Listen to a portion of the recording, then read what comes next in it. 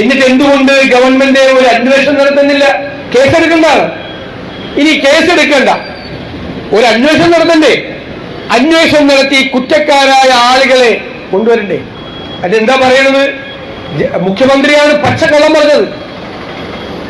Justice Hema ഒരു കത്ത് എഴുതിയിട്ടുണ്ട് സർക്കാരിന്. ആ കത്തിൽ പറഞ്ഞിരിക്കുന്നത് ഒരു കാരണവശാലും ഈ റിപ്പോർട്ട് പുറത്തു പറയണമെന്നാണ്. മുഖ്യമന്ത്രി വിചാരിച്ചു ഈ കത്ത് മുഖ്യമന്ത്രിയുടെ കയ്യിൽ തന്നെ ഇരിക്കുമെന്ന്. ഈ മുഖ്യമന്ത്രി ഇത് പറഞ്ഞ അന്ന് വൈകുന്നേരം ഈ കത്ത് ലീക്കായി. എന്റെ കയ്യിലുണ്ട് കത്ത്. ഞാൻ ആ കത്ത് വായിച്ചു നോക്കി. എന്താ ജസ്റ്റിസ് ഹേമ അങ്ങനെ പറയാൻ പാടില്ലല്ലോ. ഒന്ന്, ഈ കമ്മിറ്റി റിപ്പോർട്ട് സമർപ്പിച്ചു കഴിഞ്ഞാൽ ജസ്റ്റിസ് ഹേമയുടെ ജോലി തീർന്നു. അവർ കുറെ മാസങ്ങൾക്ക് ശേഷം ഒരു കത്ത് എഴുതി. ആ കത്തിന് നിയമപരമായ ഒരു സാങ്കത്യമില്ല. എന്നാലും അവരെഴുതിയ കത്തല്ലേ വായിച്ചു നോക്കണം. അവരെന്താ പറഞ്ഞിരിക്കുന്നത്? അവര് പറഞ്ഞിരിക്കുന്നത് ഇത് എപ്പോഴെങ്കിലും റൊട്ടീൻ മാനറിൽ, സാധാരണഗതിയിൽ ഈ കത്ത്, ഈ റിപ്പോർട്ട് പുറത്തു വരുമ്പോൾ സുപ്രീം കോടതി ഇക്കാര്യത്തിൽ പറഞ്ഞിരിക്കുന്ന ചില മാർഗനിർദ്ദേശങ്ങൾ സ്വീകരിക്കാൻ മറക്കരുത്. ഒരു തെറ്റുമില്ല കത്തിൽ. ഇത് പുറത്തു വിടരുതെന്നല്ല പറഞ്ഞിരിക്കുന്നത്. ഇത് പുറത്തു വിടുമ്പോൾ സുപ്രീം കോടതി ഇക്കാര്യത്തിൽ പറഞ്ഞിരിക്കുന്ന മാർഗനിർദ്ദേശങ്ങൾ അനുസരിക്കണം. അതിനെ ഈ കേരളത്തിന്റെ മുഖ്യമന്ത്രി പച്ചക്കള്ളം പറഞ്ഞ് ദുർവ്യാഖ്യാനം ചെയ്ത് ഈ കത്ത് പുറത്തുവിടരുത് എന്നാക്കി, ഈ റിപ്പോർട്ട് പുറത്തുവിടരുതെന്നാക്കി. ഇനി സുപ്രീം കോടതി പറഞ്ഞിരിക്കുന്ന മാർഗനിർദ്ദേശം എന്താ? ഈ നാട്ടിലെ കുഞ്ഞുങ്ങൾക്ക് വരെ അറിയാം. ലൈംഗിക ചൂഷണത്തിന് ഇരകളാകുന്ന ആളുകളുടെ പേര് വിവരം പുറത്തു വരാൻ പാടില്ല. പണ്ടതായിരുന്നു. പണ്ട് സ്ഥലപ്പേര് വരുമായിരുന്നു.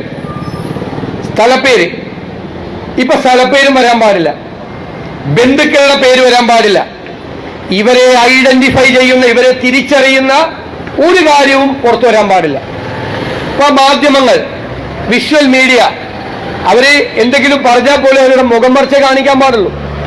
അവരുടെ ബന്ധുക്കൾ, മാതാപിതാക്കൾ ഏതെങ്കിലും ഒരു ലൈംഗിക ചൂഷണ കേസിൽ, പീഡന കേസിൽ ഇരകളായവരുടെ മാതാപിതാക്കളോ ബന്ധുക്കളോ പറയുമ്പോൾ മുഖം കാണിക്കാൻ പാടില്ല, പേര് പറയാൻ പാടില്ല.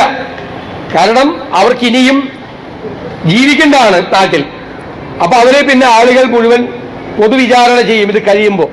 അപ്പൊ ആ സ്ത്രീ ഇരയായി മാറിയ ആ പാവം സ്ത്രീയുടെ ഭാവി ജീവിതത്തിൽ ഇത് ബാധിക്കാതിരിക്കാനാണ് സുപ്രീം കോടതി വിഖ്യാതമായ കാര്യം കൊടുത്തിരിക്കുന്നത്. ഇപ്പൊ നമ്മൾ പറയില്ലേ, പീഡിതയായ സ്ത്രീയെ അതിജീവിത എന്ന് പറയും. അതിജീവിത എന്ന് പറയുന്നത് ആരെങ്കിലും പേരാണോ? അല്ലല്ലോ. ഡൽഹിയിലും കൽക്കട്ടയിലും ക്രൂരമായി ബലാത്സംഗം ചെയ്യപ്പെട്ട സ്ത്രീകളുടെ പേരുകൾ എന്താ പറഞ്ഞത്? നിർഭയ. നിർഭയ എന്ന് പറയുന്നത് ആരെങ്കിലും പേരാണോ?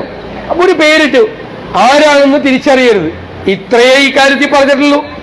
അത് ഈ ഹേമ കമ്മിറ്റി റിപ്പോർട്ടിൽ പ്രത്യേകമായി പറഞ്ഞിരിക്കുന്ന കാര്യമല്ല. എല്ലാ ലൈംഗിക ചൂഷണ കേസിലും പീഡന കേസുകളിലും പൊതുവായി എടുത്തിരിക്കുന്ന നിലപാടാ. ഇതാർക്കെങ്കിലും അറിയാത്തവരിവിടെ ഉണ്ടോ? ആരെങ്കിലും ഈ നാട്ടിൽ അറിയാത്തവരാരെങ്കിലും ഉണ്ടോ?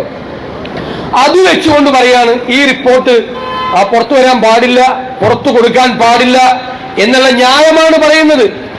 ഒരു കാര്യം ഞങ്ങൾ പറയാണ്, ഇപ്പോഴത്തെ ഭാരതീയ ന്യായ സംഹിതയുടെ ഭാഗമായി സെക്ഷൻ 199 ഉണ്ട്. എന്താ സെക്ഷൻ 199 പറയുന്നത്? സ്ത്രീകൾക്കെതിരായ ഇത്തരം അക്രമങ്ങൾ എവിടെയെങ്കിലും നടന്നിട്ടുണ്ടെങ്കിൽ അത് റിപ്പോർട്ട് ചെയ്യാതിരുന്നാൽ, അതിന്റെ മീതെ കേസെടുക്കാതിരുന്നാൽ അത് തന്നെ ഒരു കുറ്റകൃത്യമാണെന്നാണ്.